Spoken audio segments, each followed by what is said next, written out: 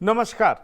बिहार की बात में आपका स्वागत है। मैं हूं पंकज कुमार। इस खास पेशकश में हम चर्चा करेंगे कि क्या प्रधानमंत्री का दौरा, जी हां, बिहार में और बिहार के शाहाबाद और मगध में, क्या एनडीए के अच्छे दिन लौटा देगा।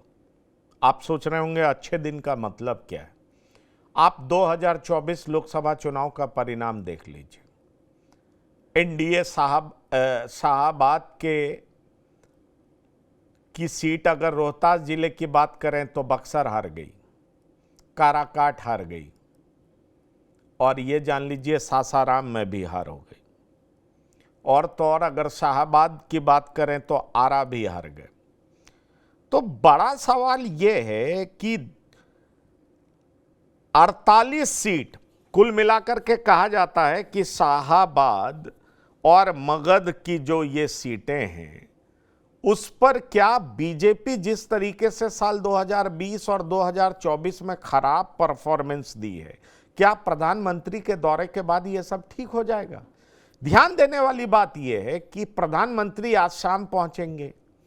पटना का जो हवाई अड्डा है उसका शिलान्यास करेंगे। नया हवाई अड्डा बना है, सिंगापुर की एक कंपनी ने बनाया है। फिर वो 4 किलोमीटर का रोड शो करेंगे और कल वो रोहतास के विक्रमगंज में सभा करेंगे। दावा किया जा रहा है कि 3 लाख लोग वहां उपस्थित होंगे और कहा यह भी जा रहा है कि उनकी इस मौजूदगी से और जिस तरीके से 50,000 करोड़ की सौगात दी जाएगी, बीजेपी इसका भरपूर फायदा उठाने के प्रयास में, एनडीए इसका भरपूर फायदा उठाने के प्रयास में। ऐसे में गंभीर सवाल उठता है कि 2024 में लोकसभा चुनाव में 8 में से 2 सीटें एनडीए जीत पाई।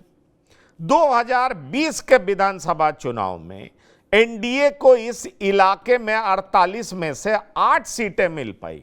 तो क्या प्रधानमंत्री का यह दौरा इस पूरी गणित को चेंज कर देगा? बड़ा सवाल यह है। और बीजेपी इसी इलाके में फोकस कर रही है, प्रधानमंत्री को इन इलाकों में भेज रही है और शाहाबाद और मगध के इलाके के वोटर्स को अपनी तरफ खींचने का प्रयास कर रही है। क्या होगा यह हम आपको बताने जा रहे हैं। प्रधानमंत्री का यह दौरा कितनी सीटों पर असर डाल सकता है, यह भी हम आपको बताने जा रहे हैं। क्या चुनावी गणित में यह दौरा बहुत अहम होने जा रहा है एनडीए के लिए, इसकी भी हम चर्चा करेंगे। लेकिन आइए पहले सुनिए कि क्या कह रहे हैं बीजेपी के 2 नेता, उसके बाद हम शुरू करेंगे चर्चा। और उसी सोच के साथ हमारी डबल इंजन की सरकार बिहार को विकास की राह पर तीव्र गति से आगे लेकर जाने का कार्य कर रही है। आज जिस तरीके से पटना एयरपोर्ट, एक ऐसा पटना का टर्मिनल जिसकी मांग लंबे समय से बिहार और बिहारियों की रही थी, प्रधानमंत्री जी के नेतृत्व में ये सफल हो पाया और आज उसका आके वो उद्घाटन करेंगे और उसके बाद उनका रोड शो और कल विक्रमगंज में उनकी सभा है। प्रशांत किशोर आपके मित्र बताते हुए उन्होंने एक बात कहा है इंटरव्यू में कि जदयू 12 सीट है एमपी वाले, वो 100 सीटें चुनाव लड़ना चाहती है। ऐसे में 5 सीट चिराग की है तो 45 सीट पे उनको चुनाव लड़ना चाहिए, एक तरह से सुझाव दिया है। मैं प्रशांत जी की भावनाओं की कदर करता हूं, पर मैं मानता हूं कि एनडीए के भीतर का मैटर है और इसको हम सब मिलकर लोकसभा चुनाव में भी इस तरीके से कहा जाता था कि कैसे सीटों का बंटवारा होगा, कैसे सीटों का चयन होगा, बट बहुत सहजता से उस वक्त भी हो गया था। और मुझे लगता है बहुत जल्द बातचीत का दौर शुरू है और बहुत जल्द मुझे लगता है सीटों का ना सिर्फ संख्या बल्कि सीटों का चयन भी जल्द हो जाएगा। ये ईर्ष्या जलन है, इसमें कोई कहीं विरोधाभास नहीं है। जिसको आप बोल रहे हैं वो विरोधाभास नहीं है, वो तो है कि प्रधानमंत्री मोदी जी की लोकप्रियता बहुत ज़्यादा बढ़ते जा रही है। तो इसके लिए तो विपक्ष चिंता करेगा, वाजिब है उनका चिंता करना। सर, एक सवाल और है कि भाजपा का कार्यक्रम, प्रधानमंत्री मोदी खुद आ रहे हैं रोड शो करके, लेकिन एक भी भाजपा का झंडा नहीं दिख रहा, सब जगह तिरंगा दिख रहा है। नहीं, देखिए, ये अभी जो देश का माहौल है और जिस माहौल में युद्ध का विराम हुआ है, अभी युद्ध रुका नहीं है, युद्ध का विराम हुआ है। इसीलिए जब तक आतंकवाद को हम समाप्त नहीं कर लेते हैं, तब तक भारतीय जनता पार्टी एनडीए के लिए तिरंगा और इस देश के लिए तिरंगा सर्वोपरि है। जी हाँ, तो ये दिलीप जायसवाल थे, प्रधानमंत्री की लोकप्रियता बता रहे थे और बता रहे थे कि विपक्ष जो आरोप लगा रहा है, हर मसले पर फेल करार दे रहा है, ये विपक्ष की जेलसी है। पर जेलसी है क्या? और प्रधानमंत्री आ रहे हैं तो क्या ये आंकड़े बदल जाएंगे क्या? आपको बता दें, लोकसभा चुनाव को अगर हम देखें तो मगध शाहाबाद में कुल 8 सीटें हैं लोकसभा के हिसाब से। 2019 में राजद 0 जीती थी, 2024 में राजद 3 जीती, 2019 में बीजेपी 4 जीती थी, 2024 में बीजेपी 1 जीती। तो आप समझ लीजिए मगध शाहाबाद में किस तरीके से बीजेपी का परफॉर्मेंस खराब हुआ है। जदयू 2019 में 3 जीती, 2024 में 0 पर आ गई। कांग्रेस 2019 में 0 पर जीती थी, 24 में 1 पर आ गई। भाकपा माले 0 जीती थी 2019 में 2, 24 में 2 पर आ गई। और आपको याद है भाकपा माले 24 में 2 पर कहां से आ गई? एक काराकाट से आ गई और दूसरी सीट आरा से जीत गई। और जहां तक हम का सवाल है तो 24 में 1, 2019 में 0, लोजपा 2019 में 1 और 24 में भी 1 सीट जीत पाई है। तो अब आप समझ सकते हैं कि 24 में मगध शाहाबाद में 3-1-4, 2-6, 2-8, 8 सीटों का फर्क पड़ा। अब बड़ा सवाल यह है कि क्या प्रधानमंत्री इन इलाके में पहुंच करके 50,000 करोड़ की सौगात देने वाले हैं? इससे क्या असर पड़ने जा रहा है, इस पर हम चर्चा करने जा रहे हैं। हमारे साथ मेहमान जुड़ रहे हैं, उनसे आपका परिचय करा दें। हमारे साथ पंकज भारतीय जी जुड़े हैं, वरिष्ठ पत्रकार हैं, आपका बहुत स्वागत है। हमारे साथ श्याम किशोर चौबे जी जुड़े हैं, वरिष्ठ पत्रकार हैं, आपका भी बहुत स्वागत है। और साथ ही साथ प्रियदर्शी रंजन जी भी जुड़े हैं। प्रियदर्शी रंजन, आपका भी बहुत स्वागत है। पंकज भारतीय जी, मैं आपसे यह जानना चाहता हूं कि मगध और शाहाबाद में प्रधानमंत्री का ये दौरा कितना असरदार देख रहे हैं आप, खासतौर पर तब जब एनडीए बक्सर हार गई, आरा हार गई, औरंगाबाद हार गई, आप देख लीजिए काराकाट हार गई, सासाराम हार गई। ये 2024 के लोकसभा चुनाव का परिणाम मैं बता रहा हूं आपको। तो अब आप ये बताइए कि प्रधानमंत्री, और खास तौर पर अगर आप कहें तो 2015 में जब राजद और जेडीयू साथ थी, उसके बावजूद 15 से बेहतर परफॉर्मेंस 2020 में राजद का रहा है, महागठबंधन का रहा है। तो महागठबंधन लगातार शाहाबाद और मगध में बेहतर करती जा रही है। क्या प्रधानमंत्री का दौरा, कल जा रहे हैं रोहतास के विक्रमगंज में, प्रधानमंत्री के दौरे को आप किस तरीके से देख रहे हैं? ऑपरेशन सिंदूर के बाद ये पहला दौरा है बिहार में, और प्रधानमंत्री कह चुके हैं कि उनके रगों में खून नहीं, अब गरम सिंदूर बह रहा है। क्या आपको लगता है कि प्रधानमंत्री का इस तरह का स्टेटमेंट, राष्ट्रवाद, ये जो लड़ाई हुई इंडिया पाकिस्तान के बीच में, ऑपरेशन सिंदूर चला, और जिस तरीके से भारत इसको कामयाब मान रहा है, इसका असर आप मगध और शाहाबाद में क्या देख रहे हैं?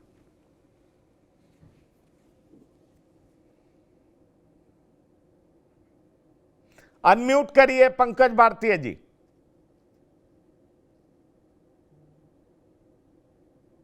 अनम्यूट करिए, अनम्यूट करिए, अनम्यूट करिए।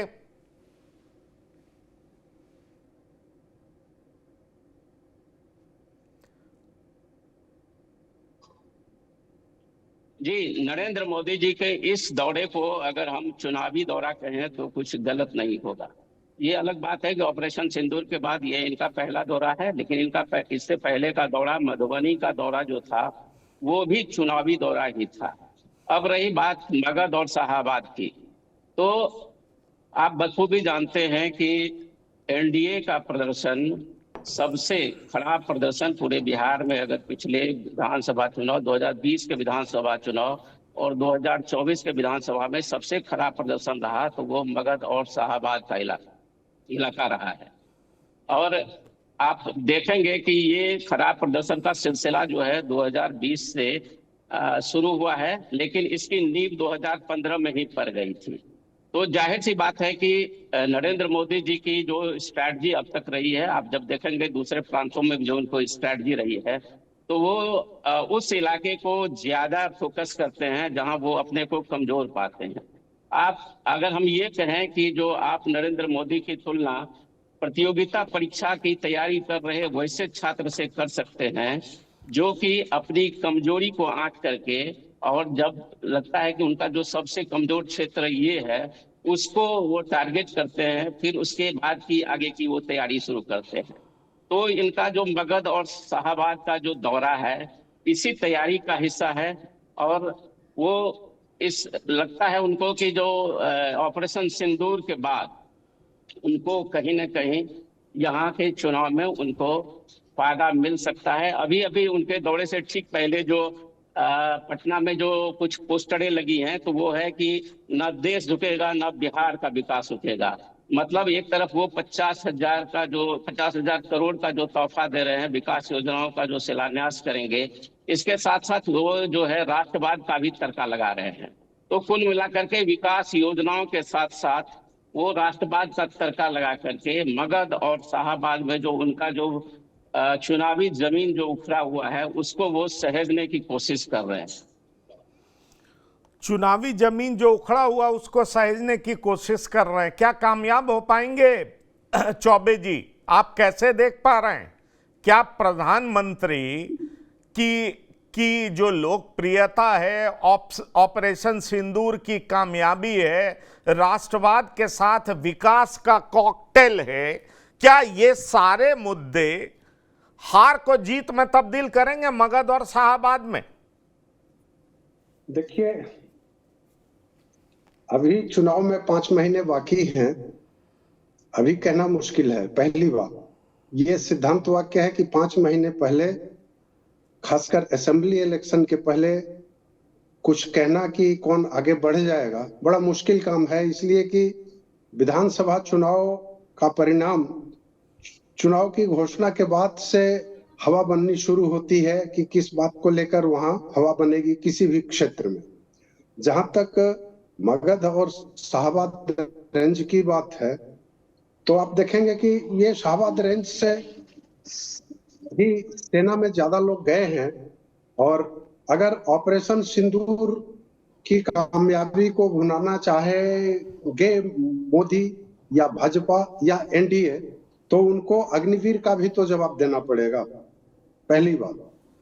दूसरी बात की एक जो पॉलिटिकल महकमे में अब सवाल उठने लगा है शुरुआती दौर के बाद, मतलब जब ऑपरेशन सिंदूर चल रहा था, बहुत 3 दिन चला, तो उसके बाद जो सवाल उठने लगे हैं कि क्या सेना की कामयाबी एनडीए की कामयाबी है, पहली बात। दूसरी बात, क्या आप देख रहे होंगे, मैं थोड़ी खरी बातें कह रहा हूं कि पहले कहा जाता था कि धर्म को राजनीति से अलग रखा जाए, तो अब धर्म और राजनीति का घालमेल हो चुका है, इसमें कोई शक नहीं है, आपको भी कोई शक नहीं होगा।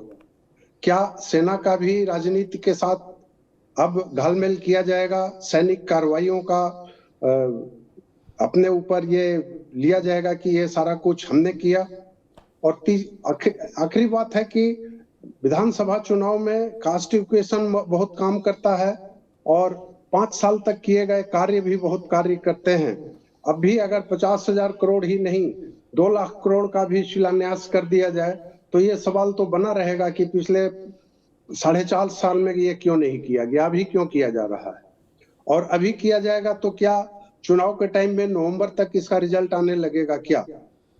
तो जो सवाल है पलायन का, जो सवाल है बेरोजगारी का, जो सवाल है शिक्षा का, जो सवाल है स्वास्थ्य का, ये सवाल तो अभी तक इतने दिनों की आजादी के बाद बिहार जो हिंदी पट्टी वाले राज्य हैं, बिहार हो, मध्य प्रदेश हो, उत्तर प्रदेश हो, झारखंड हो, इन राज्यों में अभी तक ये जीवित हैं कि क्या ये हमको मिला? अगर नहीं मिला आपको स्वास्थ्य के लिए, क्या बिहार के लोग, एम्स तो खुल गया है, क्या बिहार के लोगों का जब जो गंभीर बीमार पड़ते हैं वो पटना में इलाज करा के संतुष्ट हैं क्या? एजुकेशन के दृष्टिकोण से भी देखा जाए तो एजुकेशन फैसिलिटी बहुत अच्छी हो गई है क्या? Health facility, education facility. उसके बाद आएगा एक शाश्वत सवाल है कि चुनाव किस लिए? चुनाव केवल सरकार बनाने के लिए या जनता के हित के लिए? अगर जनता के हित के लिए है तो बेरोजगारी और पलायन भी रुकना चाहिए, ये सवाल है। इस सवाल को अगर मोदी जी या नीतीश जी या और जी जो इनके साथ हैं, जैसे जीतन राम मांझी जी, जैसे उपेंद्र कुशवाहा जी, ये जी लोग क्या इसको अगर बैलेंस कर लेंगे तब तो जीत ठीक है, जीत मिल जाएगी। अगर नहीं बैलेंस कर पाएंगे तो फिर दिक्कत होगी। दूसरी बात की ये जो दोनों रेंज हैं, यहाँ जो कास्ट इक्वेशन में भूमिहार, आपके यादव, उसके बाद अति पिछड़ी और पिछड़ी जातियां, ये बहुत वैल्यू करती हैं। तो क्या इन सब पे अगर इन लोगों का एक शब्द गलत होगा जो मैं कहने जा रहा था, एकाधिकार नहीं, लेकिन ये कहिए कि अगर अधिकतर लोग अगर इसको मान लेंगे तब तो सही है, तब तो हो जाएगा, और नहीं तो नहीं होगा। अभी तो 5 महीना टाइम है। विधानसभा चुनाव में परिणाम चुनाव की घोषणा के बाद से आकलन शुरू होता है कि कौन किधर जाएगा। दूसरी बात कि अभी नेताओं में बिहार की जो एक टेंडेंसी रही है चुनाव के टाइम में भगदड़ की, वो भगदड़ की स्थिति होगी कि नहीं होगी? नेता इधर से उधर जाएंगे कि नहीं जाएंगे? चुनाव में, विधानसभा चुनाव में ठीक है। लोकल चेहरे ज्यादा वैल्यू रखते हैं। पंकज जी, मैं बता रहा हूँ, बिहार के विधानसभा चुनाव में लोकल चेहरे ज्यादा वैल्यू रखते हैं। वैसी स्थिति में मोदी जी का जलवा है, इसमें कोई शक नहीं है, लेकिन अकेले ये इसको कितना पाट पाएंगे? आप देखिए कि हाल के महीनों में 4 दौरे इनके हो चुके हैं। उन 4 दौरों में से सबसे विवादास्पद दौरा मधुबनी का रहा है। तो ऐसी स्थिति में अभी कहना मुश्किल है, लेकिन हाँ, कोशिश तो कर रहे हैं। और जैसा कि आपके हम नाम मेरे वरिष्ठ साथी पंकज भारतीय जी ने कहा, तो मोदी का जलवा है, अगर वो अकेले सब पाट लेंगे तो बहुत अच्छा है। नहीं, ठीक है, पाट लेंगे, और इसी उम्मीद में तो बीजेपी या एनडीए या जेडीयू उनको ला रही है ना, 50,000 करोड़ की सौगात देंगे, ये भी कहा जा रहा है। दूसरी बड़ी बात ये कही जा रही है कि बिहार में ज़्यादा से ज़्यादा सीटें जीतना उनके लिए जरूरी है। वजह यह है कि 2027 में राष्ट्रपति चुनाव भी है। आप जानते हैं कम एमपी जीती है बीजेपी, और इसलिए अगर ज़्यादा विधायक होंगे तो अपना राष्ट्रपति, अपने दम पर राष्ट्रपति बनाना ज़्यादा आसान हो जाएगा, सुलभ हो जाएगा। और शायद यही वजह है कि बिहार का चुनाव बीजेपी के लिए भी बहुत इंपॉर्टेंट हो गया कि बिहार हमें क्यों जीतना चाहिए, ज़्यादा से ज़्यादा सीटें हमें क्यों जीतना चाहिए। और ये जो कहा गया कि दरअसल जो लालू प्रसाद यादव का एक प्रयोग था, मुस्लिम यादव के साथ साथ कुशवाहा को जोड़ लेना, ज़्यादा से ज़्यादा कुशवाहा को टिकट दे देना। औरंगाबाद से अभय कुशवाहा को लड़ा दिए, जीत गए। और वहाँ पर कुशवाहा ने सुशील सिंह को वोट नहीं दिया तो सासाराम में कहानी, माफ़ करिएगा, काराकाट में कहानी कुछ और दिख गई। वहाँ राजपूतों ने उपेंद्र कुशवाहा को वोट नहीं दिया, वो पवन सिंह के साथ चले गए। और जब ये स्थिति काराकाट में हुई तो उसका असर आरा में भी दिखाई पड़ा। आरा में भी आरके सिंह के पक्ष में बहुत सारे वैश्य और कुशवाहा आए नहीं, और उसका असर बक्सर में भी दिखा। तो ये 3-4 लोकसभा सीट जो एक दूसरे से रिलेटेड है, उस पर एक लालू प्रसाद के प्रयोग ने एनडीए का सारा कुछ छिन्न भिन्न कर दिया। आरके सिंह जैसे नेता हार गए, जिन्होंने आरा में बहुत काम किया, हार गए। बक्सर से मिथिलेश तिवारी हार गए। ये जान लीजिए कि सुधाकर सिंह जीते, सुशील सिंह हार गए। औरंगाबाद को मिनी चित्तौड़गढ़ कहा जाता है, सुशील सिंह हार गए। काराकाट से उपेंद्र कुशवाहा हार गए। लेकिन अब बीजेपी आसानी से इसको नहीं ले रही है। बीजेपी को ऐसा लग रहा है कि कुशवाहा, वैश्य और राजपूत वोटरों में सेंधमारी की जो कोशिश की गई और इनको अलग थलग करने का जो प्रयास किया गया, उसको विधानसभा में तोड़ना बहुत जरूरी है। और इसीलिए संघ से लेकर के कई सारे लोग अब बीजेपी और एनडीए के लिए जुट गए। प्रियदर्शी रंजन, क्या इस बार का परिणाम 2020 से अलग होगा? 2020 का परिणाम एनडीए के लिए काफी दुखद रहा है और कुछ लोग ये कहते हैं कि दुखद इसलिए रहा क्योंकि 2020 में उपेंद्र कुशवाहा साथ नहीं थे, इसलिए शाहाबाद में उपेंद्र कुशवाहा ने मैक्सिमम डैमेज दिया शाहाबाद मगध में। अब उपेंद्र कुशवाहा एनडीए का हिस्सा, इसलिए कोई ज्यादा नुकसान नहीं होगा। नहीं नहीं नहीं, मुझे लगता है कि इस मामले में उपेंद्र कुशवाहा को ज्यादा वैल्यू किया जा रहा है कि शाहाबाद इलाके में उपेंद्र कुशवाहा की वजह से भारतीय जनता पार्टी या एनडीए की करारी हार 2020 बिहार विधानसभा चुनाव में हुई थी। कई फैक्टर थे, उपेंद्र कुशवाहा उसमें एकमात्र फैक्टर हो सकते हैं, सबसे बड़े फैक्टर नहीं हो सकते हैं। अगर वे इतने बड़े फैक्टर होते तो खुद 2024 लोकसभा चुनाव में काराकाट से चुनाव क्यों हार जाते? सवाल बनता है ना। सवाल ये है, सबसे बड़ा सवाल एनडीए के साथ ये है कि न सिर्फ लोकसभा चुनाव 2024 का लोकसभा चुनाव, 2020 का भी जो बिहार विधानसभा चुनाव हुआ है, यानी दोनों चुनावों को अगर आप देख लें, पिछले दो चुनावों को देख लें, तो एनडीए का सबसे बुरा प्रदर्शन बिहार के किसी हिस्से में रहा है तो वो ये शाहाबाद का इलाका है, वो ये मगध का इलाका है। इन दोनों को मिला करके आप देखिए तो 2020 बिहार विधानसभा चुनाव के 48 सीटों में से मात्र 8 सीटें भारतीय जनता पार्टी के नेतृत्व वाली एनडीए चुनाव जीतने में कामयाब रही थी। जहां जिस विक्रमगंज में जा रहे हैं, रोहतास की 7 सीटें महागठबंधन के खाते में चली गई थी।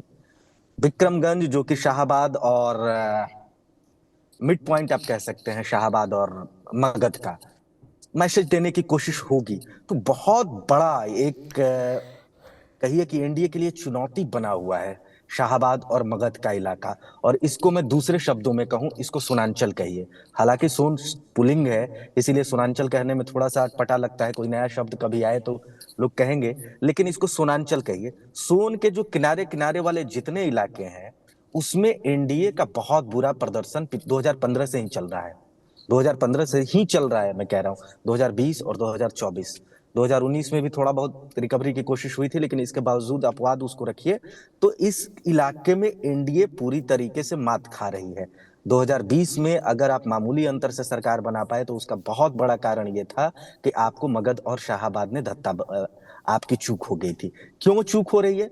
कुछ सोचने की बहुत तरीके हो सकते हैं, बहुत सारे इसके मायने निकाले जा सकते हैं, लेकिन मुझे जो लगता है वो एक तो आरजेडी का माले के साथ आना एक पॉजिटिव है महागठबंधन के लिए। लेकिन एनडीए की ओर से क्या हो रहा है कि एनडीए अपने बेस वोट बैंक जो इसका है या उसके जो कैडर वाले नेता हैं, उससे एनडीए बहुत दूर होती चली जा रही है। आप विधानसभा वाइज छान करके देख लीजिएगा, फिल्टर करिएगा, आपको पता चलेगा कि सारे जगह गड़बड़ हो रहा है। आप विक्रम में कैसे चुनाव हार सकते हैं? सबसे ज्यादा भूमिहारों का जहां वोट है वो एनडीए का गढ़ होना चाहिए, क्योंकि पूरी तरीके से आपके साथ इंटैक्ट रहने वाली भारतीय जनता पार्टी। कौन सी जगह की बात कर रहे हैं आप? कौन सी जगह की बात कर? मैं विक्रम की बात कर रहा हूँ। विक्रम विधानसभा सबसे ज्यादा भूमिहारों का वोट है पटना जिला में। आप वहां चुनाव कैसे हार सकते हैं और लगातार चुनाव कैसे हार सकते हैं? कहीं ना कहीं कैंडिडेट को चुनने में आपसे गड़बड़ी हो रही है। पालीगंज में आप कैसे हार सकते हैं? अरवल में आप कैसे हार सकते हैं? कुर्था में आप कैसे हार सकते हैं? लगातार आप कैसे हार सकते हैं? रोहतास की सातों सीटें आप कैसे चुनाव हार सकते हैं? नहीं, कुछ चूक एनडीए की ओर से भी हो रहा है। उन लोगों ने अपनी मजबूती जरूर बढ़ाई है, लेकिन एनडीए की तरफ से भी बहुत बड़ी चूक हो रही है।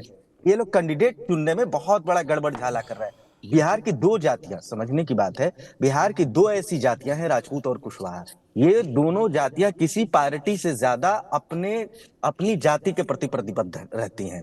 चाहे दल कोई भी हो, किसी भी दल से इनका अगर कैंडिडेट आता है, ये इन दोनों जातियों का बहुत बड़ा सकारात्मक पक्ष है कि ये दोनों जातियां अपने लोगों के साथ खड़े रहते हैं। आपने देखा किस तरीके से उपेंद्र कुशवाहा के पक्ष में कुशवाहा लोग थे उनको, और किस तरीके से पवन सिंह एनडीए के नहीं होने के बावजूद राजपूतों का वोट लेने में कामयाब हो गए।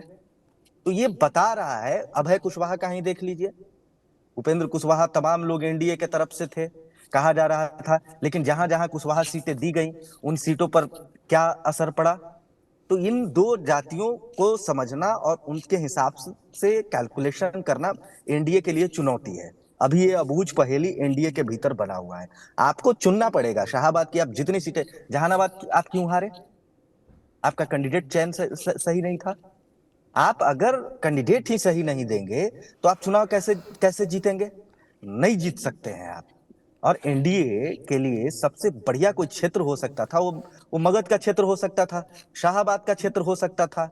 जो इनकी मजबूती है, भारतीय जनता पार्टी या एनडीए की जो मजबूती है, वो इन इलाकों में उन जातियों की बहुसंख्यता है।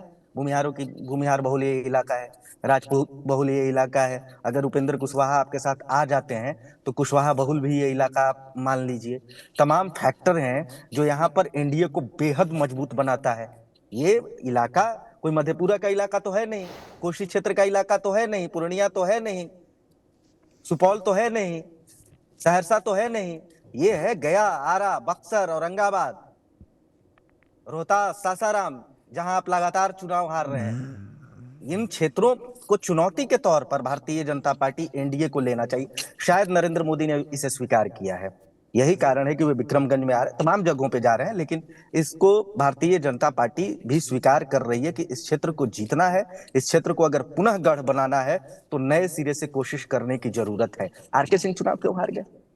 आपके इतने धाकड़ नेता, दिग्गज नेता, जिनको विकास के लिए जाना जा रहा था कि आरा में बहुत विकास किया है, और नरेंद्र मोदी की सरकार विकास के ही पैटर्न पर आगे बढ़ रही थी, उसी के रास्ते पर वोट मांग रही थी। नहीं ठीक है, फिर आरके पर सिंह मैं देखिए, ये सिनेरियो इसलिए अलग है कि राष्ट्रवाद के साथ आप डेवलपमेंट को मिश्रित कर रहे हैं, एक कॉकटेल तैयार कर रहे हैं। आप बहुत कुछ डेवलपमेंट के नाम पर ऑफर भी कर रहे हैं और साथ ही साथ राष्ट्रवाद जो आपका मजबूत आधार है उसको प्रोजेक्ट भी कर रहे हैं कि देखिए हमने पाकिस्तान को कैसे धूल चटाया, देखिए हमने पाकिस्तान के 11 एयरबेस की क्या हालत कर दी, हमने सिंदूर की कीमत के बारे में उनको कैसे समझाया। तो सवाल यह है कि राष्ट्रवाद प्लस डेवलपमेंट, और इन दोनों के कॉकटेल को भुनाना बहुत अच्छे से जानते हैं बीजेपी के नेता, और खासतौर पर प्रधानमंत्री। जो उनका चार्म है वो इन वजहों से है। और इसीलिए मैं पंकज भारती जी पूछना चाह रहा हूं कि 2020 से उलट परिणाम देख रहे हैं आप, आपको ऐसा दिखाई पड़ता है कि एनडीए बेहतर करेगी, इसकी संभावना बहुत ज़्यादा बढ़ गई है। क्योंकि आप देखिए हाईवेज का शिलान्यास, उसके बाद एयरपोर्ट का शिलान्यास, नया टर्मिनल का उद्घाटन, बहुत कुछ प्रधानमंत्री ऑफर करने जा रहे हैं। तो क्या शाहाबाद और मगध के लोग इसको एक्सेप्ट करते हुए एनडीए को वोट देना पसंद करेंगे, ऐसा आपको दिख रहा है?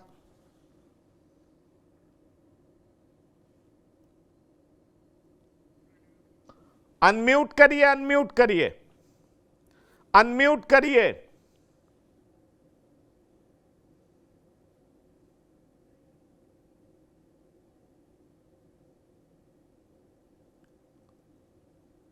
आपकी आवाज नहीं आ रही है, आप कर नहीं पा रहे हैं।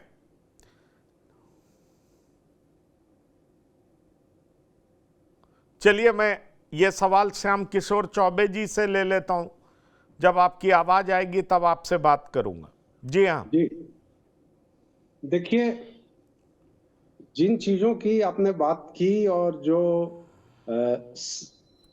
एनडीए गवर्नमेंट करने जा रही है, जो प्रधानमंत्री तोहफा देने जा रहे हैं, टर्मिनल हो, एयरपोर्ट हो, हाईवे हो,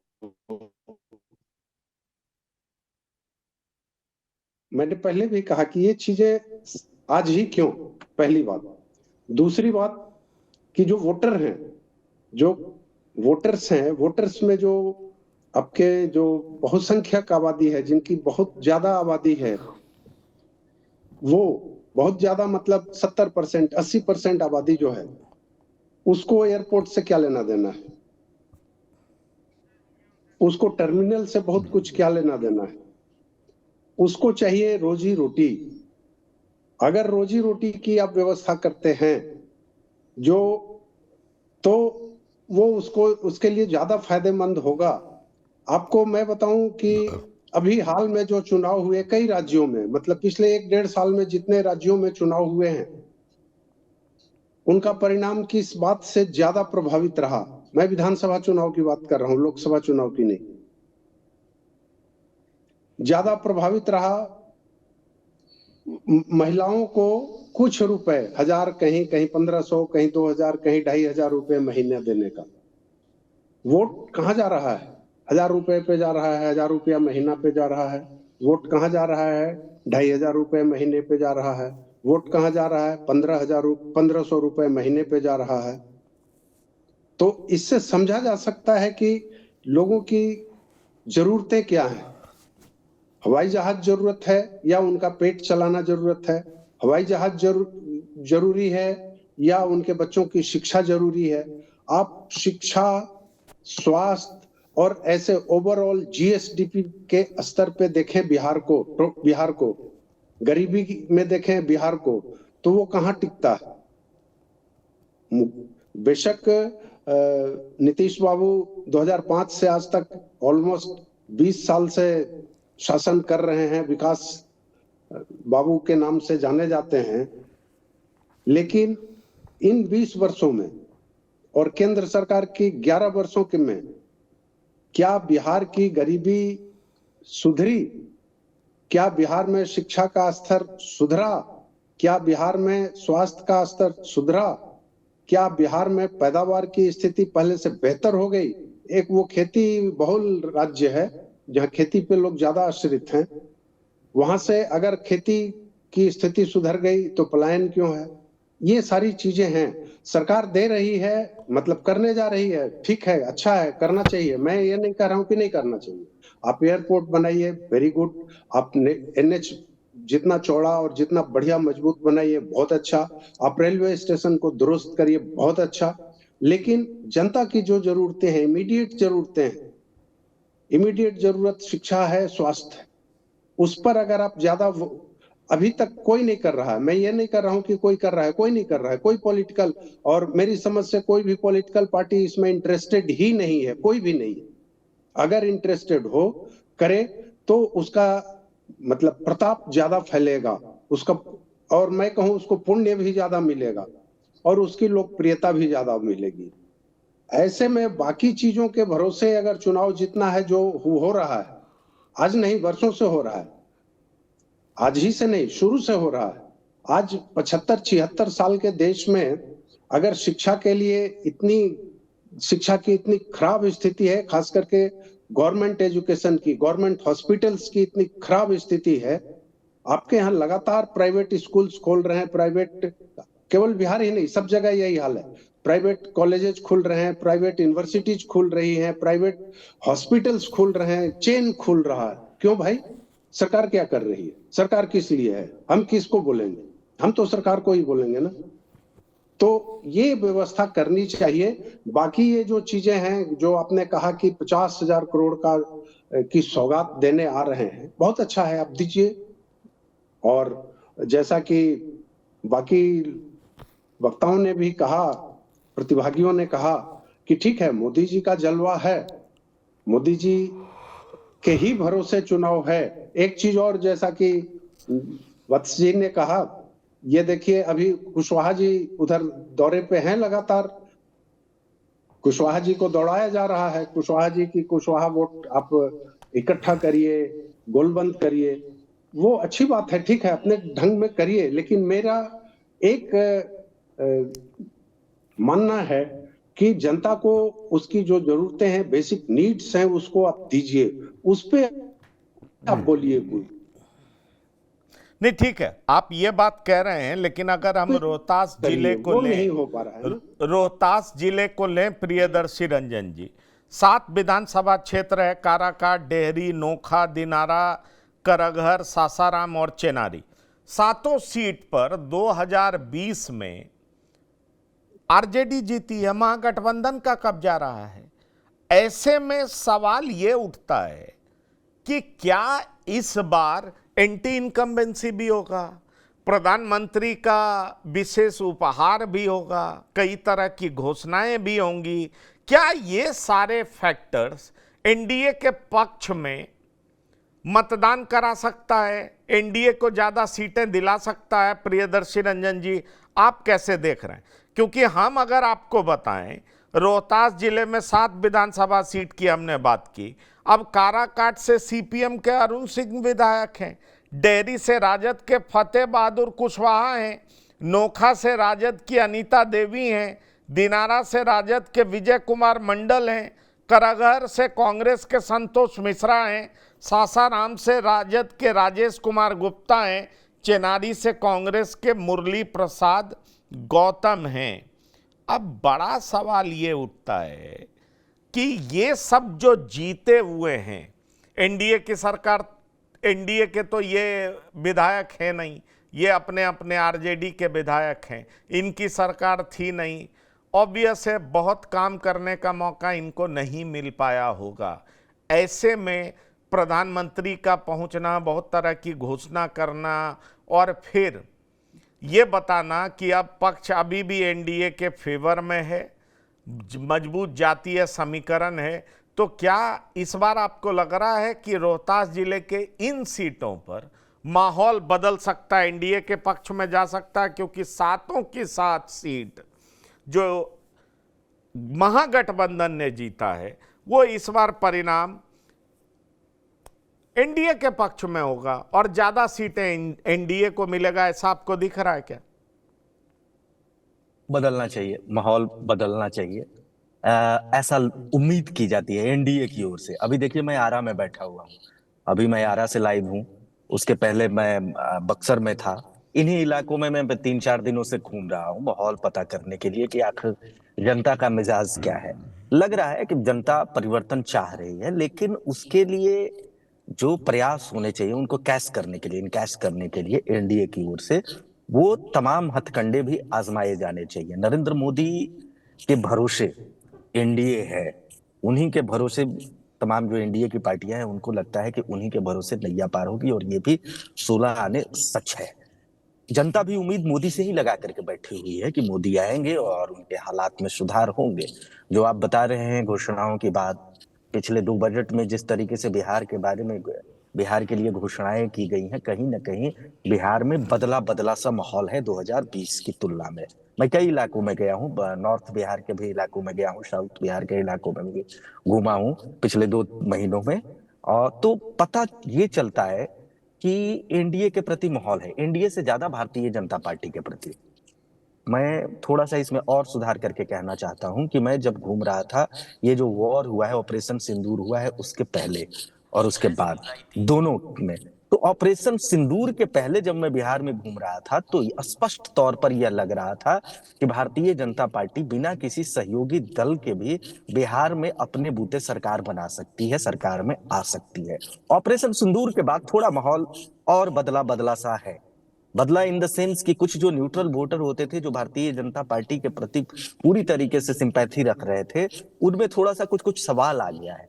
उन सवालों का जवाब नरेंद्र मोदी ही दे सकते हैं, और जिस तरीके से पोस्टर वॉर शुरू हो गया है भारतीय जनता पार्टी की ओर से, और नरेंद्र मोदी का एक के बाद एक तूफानी दौरा होगा, तो उसके बाद फिर से वही माहौल जो 2 महीने पहले, 1 महीने पहले या ऑपरेशन सिंदूर के पहले था भारतीय जनता पार्टी का, बिहार में वैसा हो सकता है। नरेंद्र मोदी करिश्माई नेता है, उनकी तुलना में अभी महागठबंधन में कोई ऐसा नेता नहीं है। वो सारा बात है, पर नरेंद्र मोदी मुख्यमंत्री तो नहीं होंगे ना। जिस तरीके से प्रशांत किशोर सवाल उठा रहे हैं, मैं यही सवाल पंकज भारतीय जी से भी लूंगा, आप प्रियदर्शी रंजन जी बोल लीजिए। प्रशांत किशोर कह रहे हैं ना कि मुख्यमंत्री अचेत हैं, अस्वस्थ हैं, वो फिट नहीं है सरकार को चलाने के लिए, और इसी वजह से सरकार करप्ट मंत्री चला रहे हैं, कुछ करप्ट अधिकारी चला रहे हैं, वो मलाई मार रहे हैं। बिहार सेफ हैंड में नहीं है। क्या मुख्यमंत्री के पिछले महीने में जिस तरह की हरकतें सामने आई हैं और कई नेताओं ने सवाल उठाया है, भाई बिहार की जनता देख रही होगी ना कि हम किसके सिर पे ताज पहना रहे हैं। प्रधानमंत्री तो मुख्यमंत्री होंगे नहीं, नरेंद्र मोदी तो बिहार आएंगे नहीं। ऐसे में सवाल उठता है कि ठीक है, लोकसभा में आप ज्यादा सीट जीत गए, लेकिन विधानसभा में इसका नेगेटिव साइड देख रहे हैं क्या आप? ये मैं आपसे जानना चाह रहा हूं। फिर यही सवाल मैं पंकज जी से लूंगा। देखिए, चुनौती तो है निश्चित तौर पर, और जिस तरीके से नीतीश कुमार का खराब स्वास्थ्य जनता तक चला गया है ये मामला, और जनता बहुत बड़े स्तर पर यह सवाल पूछ रही है कि हमारा मुख्यमंत्री कैसा है, इसके लिए बुलेटिन जारी करना चाहिए। ये जनता का सवाल है, जनता पूछ रही है, क्योंकि जनता तो नीतीश कुमार को पहले पसंद करती थी। अभी जो सवाल है उसका जवाब अब पूरे एनडीए को देना पड़ेगा, तमाम लोगों को। और नीतीश कुमार को एज अ सीएम पसंद करने वालों की संख्या में भारी गिरावट हुई है। एनडीए को पसंद करने वालों की संख्या में गिरावट हो न हो, लेकिन नीतीश कुमार को एज अ सीएम पसंद करने वालों की संख्या में गिरावट हुई है। और उस गिरावट का सबसे बड़ा कारण है उनका हेल्थ इशू जनता में पूरी तरीके से फैल गया है, प्रचारित प्रसारित हो गया है। और जिस तरीके से विपक्ष उनके स्वास्थ्य को मुद्दा बना रहा है, तो कहीं ना कहीं चुनाव से इन पहले एनडीए को कोई निर्णय लेना पड़ेगा। अभी भले ही एनडीए की ओर से या भारतीय जनता पार्टी, जो एनडीए की मुख्य पार्टी है बिहार में, वो ये कह रही है कि हम नीतीश कुमार के नेतृत्व में चुनाव लड़ेंगे, लेकिन जैसे जैसे जनता का मिजाज भारतीय जनता पार्टी को पता लगेगा, भारतीय जनता पार्टी चाह करके भी नीतीश कुमार के चेहरे को आगे करके शायद चुनाव में नहीं जा पाएगी। चुनाव से इन पहले भारतीय जनता पार्टी को निर्णय लेना पड़ेगा। और खास करके इन इलाकों में, जो जहानाबाद का इलाका है, जो शाहबाद जो इलाका जिसकी चर्चा हम लोग कर रहे हैं, काराकाट, औरंगाबाद, इन इलाकों में तो नीतीश कुमार पिछले बार भी अलोकप्रिय थे, तभी तो ये बुरी हार हुई थी। भारतीय जनता पार्टी फिर भी ठीक ठाक कर गई थी, जीतन राम मांझी की भी पार्टी 3 सीटें जीत गई थी। लेकिन आप उठा करके देख लीजिए, पाटलिपुत्रा लोकसभा जो क्षेत्र था, उसमें से सभी सीटें एनडीए हार गई थी। जहानाबाद की सभी सीटें एनडीए हार गई थी। औरंगाबाद में भी महागठबंधन मजबूत हुआ था। तो ये जो चीजें हो रही हैं, उसमें कहीं ना कहीं एक फैक्टर नीतीश कुमार भी थे 2020 में भी। ठीक है, आप ये कह रहे हैं क्या पंकज भारतीय जी, ये स्थिति आप सीमांचल में भी देखते हैं क्या? जो मगध शाहबाद में ये बता रहे हैं, सीमांचल की स्थिति क्या है? पहला सवाल। दूसरा सवाल, ये पिछले 2-3 दिनों से तेज प्रताप, अनुष्का, ऐश्वर्या, ये सारे प्रकरण भी हैं और न्यूज में तो बहुत ज़्यादा चल रहा है, लोगों के रिएक्शंस भी आ रहे हैं। क्या ये आरजेडी पर भारी पड़ सकता है क्या? यादव समाज में, ओबीसी समाज में, या बिहार के समाज में लोग ये मान रहे हैं क्या कि तेज प्रताप ने जो किया अच्छा नहीं किया? लोग ये मान रहे हैं क्या कि लालू प्रसाद का परिवार ने जो किया वो अच्छा नहीं किया, ऐश्वर्या के साथ अच्छा नहीं किया? लोग कैसे देख रहे हैं? अगर ये महागठबंधन के विरोध में जाता है तो सवाल यह उठता है कि नीतीश कुमार का खराब स्वास्थ्य एनडीए के विरोध में जाता है, तो स्थिति और परिस्थिति कैसी बन रही है बिहार में? खास तौर पर अगर हम मगध शाहबाद की बात करें तो सीमांचल में भी क्या बन रही है, जरा बताएं। पहले जरा मैं ये स्पष्ट कर दूं कि ये भारतीय जनता पार्टी की विडंबना आप कह लीजिए कि अभी भी उसके साथ इसके पास मुख्यमंत्री नीतीश कुमार के समकक्ष कोई चेहरा नहीं है।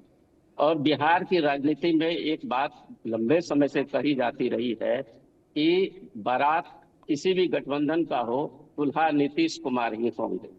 तो ऐसी स्थिति में, और आप ये मजबूरी समझ सकते हैं, प्रशांत किशोर के अनुसार मुख्यमंत्री नीतीश कुमार अचेत अवस्था में हैं। उनके मानसिक स्वास्थ्य को लेकर तरह तरह की चिंताएं व्यक्त की जा रही है।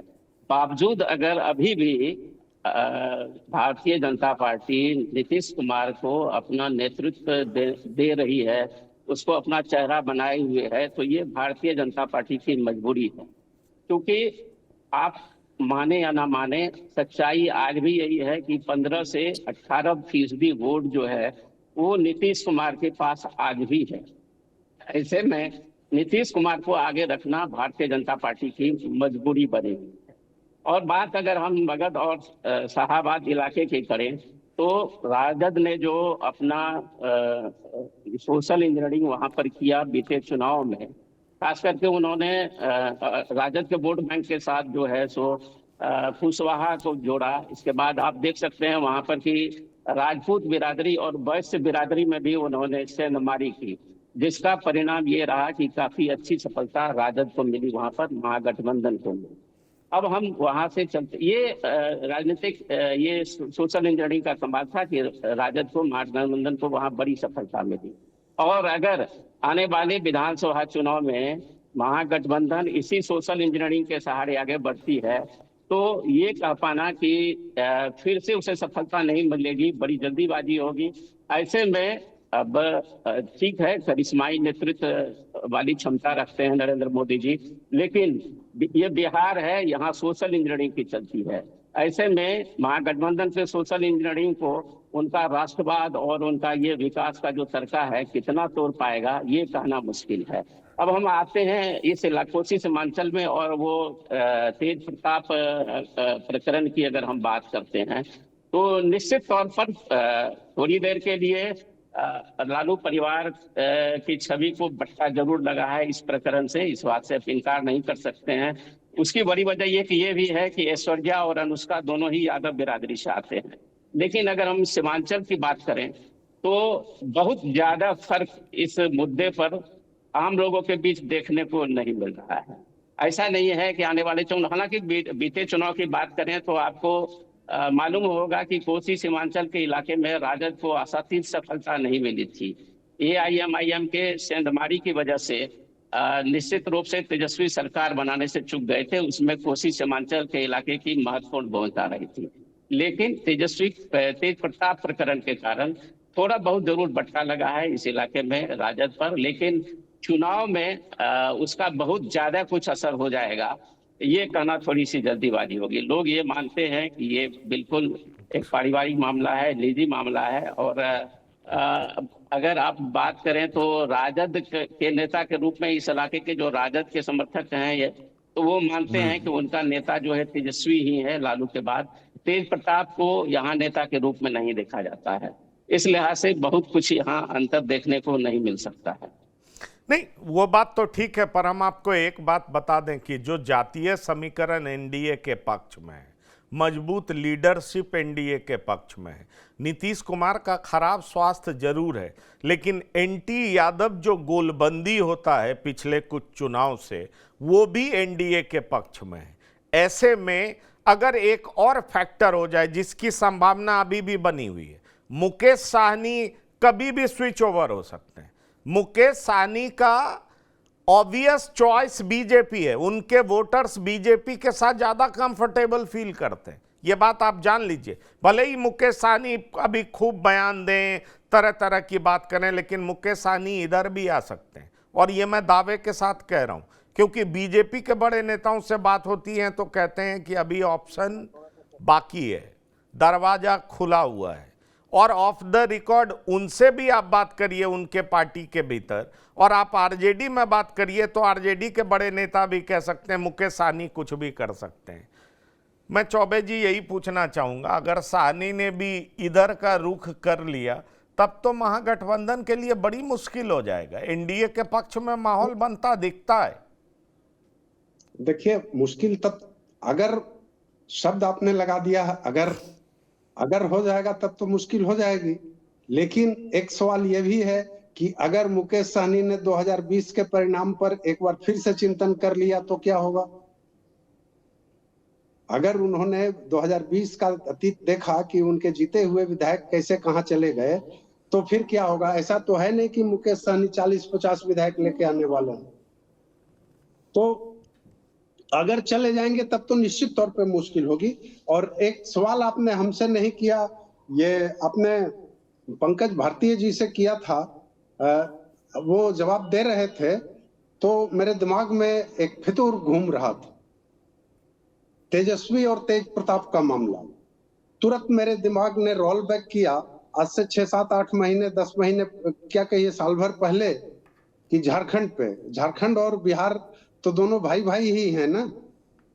यहाँ पे हेमंत सोरेन ने से चिढ़ के ऐसे ही सीता सोरेन अपना अलग हो गई थी और बहुत उम्मीद की गई थी लोकसभा चुनाव में भी, विधानसभा चुनाव में भी। परिणाम क्या रहा? जीरो, एकदम जीरो, मतलब बिग जीरो। वो भी ऐसा ही था। मतलब भाई वहां पे देवर भौजाई का था, यहाँ भाई भाई या कहिए बाकी है। नहीं, मैं ये और नहीं कह रहा हूं भाई अलग हो जाएगा, लेकिन भाई का जो व्यवहार है यादव समाज की 2 लड़की के साथ, अगर जी। ये वो रिलेशनशिप में था तो शादी क्यों की, ये सवाल उठ रहा है। अगर यादव समाज में बैकलैश होता है, रिएक्शन होता है, तो लालू प्रसाद का आधार वोट बैंक ही हिल जाएगा, 14% वोट। नहीं, वो बात मैं कह रहा हूँ है, लेकिन मैं नाम नहीं ले रहा हूँ। अपने पास ऐसे उदाहरण और हैं, देश में हैं, और उसका कोई असर नहीं पड़ता है। पंकज भारतीय जी ने सही कहा कि ये व्यक्तिगत मामला है, पारिवारिक मामला है, और पारिवारिक मामले में लोग वोट हिला के ऐसा तो है नहीं कि चले जाएंगे, शिफ्ट कर जाएंगे दूसरे दल में। वो पकड़ेंगे उसी को जो उसका बेस है, जो उसको आधार देता रहा है, जिसने उसको खड़ा होने की ताकत दी, जिसके बल पे वे उछलते हैं, कूदते हैं, मचलते हैं, जो कहिए। तो वैसी स्थिति में वो तो नहीं, वो बहुत फैक्टर नहीं करेगा मेरी समझ से। लेकिन मुकेश सहनी का मामला जायज है कि मुकेश सहनी अगर उधर जाते हैं टूट के, तो उसके बाद अंतर तो पड़ेगा, निश्चित तौर पे अंतर पड़ेगा। लेकिन अभी तक ये मतलब कहना मुश्किल है कि कौन किधर जाएगा, इसलिए कि आपने बीच में नाम लिया प्रशांत किशोर का, जनसुराज पार्टी का, तो जनसुराज पार्टी भी एक उधर एक फैक्टर बन के उभर रही है। तो जितने भगोड़े हैं वो तो उधर ही जाएंगे, जिनको जगह नहीं मिलेगी वो उधर चले जाएंगे। और उसके बाद जो पंकज भारतीय साहब ने कहा, फिर उस समय social engineering in the sense, ये बात भाई प्रियदर्शी जी ने भी कही थी कि at the time of election, जब अनाउंसमेंट के बाद कौन कहां पे कैसे कैंडिडेट खड़ा करता है सोशल इंजीनियरिंग को भांपते हुए, वो ज्यादा वैल्यू करेगा। इसलिए कि सारा वोट किसी एक चीज, एक आवाज पे या एक मसले पे नहीं जाएगा। वो निश्चित तौर पे देखेगा कि विधायक इजिली अप्रोचेबल होता है ना, वो विधायक को देखेगा। रही बात विकास की, तो विकास तो जिस गति से हो रहा है हो ही रहा है, उसमें कोई बहुत अंतर नहीं पड़ने वाला है। विकास जो मतलब मैं बहुत निराश हूं बिहार, झारखंड आदि राज्यों से कि यहाँ पे विकास का केवल छलावा किया जाता है, विकास होता नहीं है। एजुकेशन, और आप फ्लाईओवर बना दीजिएगा, सड़क बना दीजिएगा, बहुत सारे भवन बना लीजिएगा, उससे अच्छा क्या होगा? लोगों को आधार दीजिए ना भाई, एजुकेशन और हेल्थ दीजिए, हेल्थ की फैसिलिटी दीजिए बढ़िया सरकारी, और एजुकेशन की सरकारी बढ़िया सस्ती फैसिलिटी दीजिए, तो देखिए लोग ठीक हो जाएंगे। ठीक है, चलिए आप जो कह रहे हैं शायद लोग सुने, हमारे प्लेटफॉर्म को देखें, और वोट किस आधार पे दिया जाए इसको तय करें।